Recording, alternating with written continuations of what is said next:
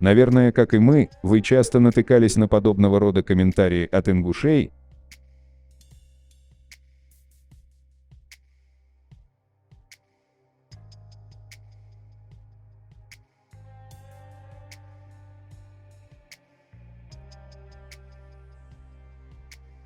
Какие-то непонятные насмешки, истеричные смайлики.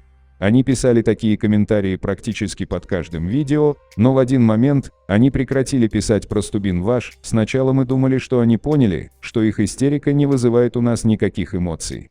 Но покопавшись немного в этом вопросе, мы поняли, что они просто начали изучать свою историю. И нам даже удалось узнать, из-за чего именно прекратилась их истерика.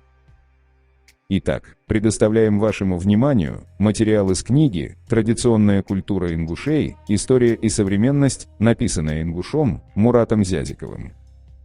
Страница 182.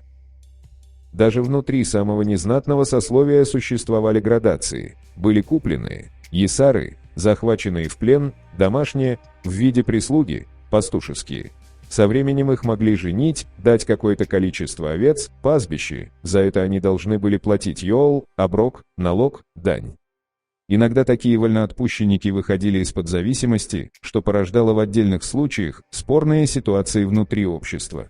После выхода ингушских сословий на равнину сословное деление стало исчезать и постепенно стерлось.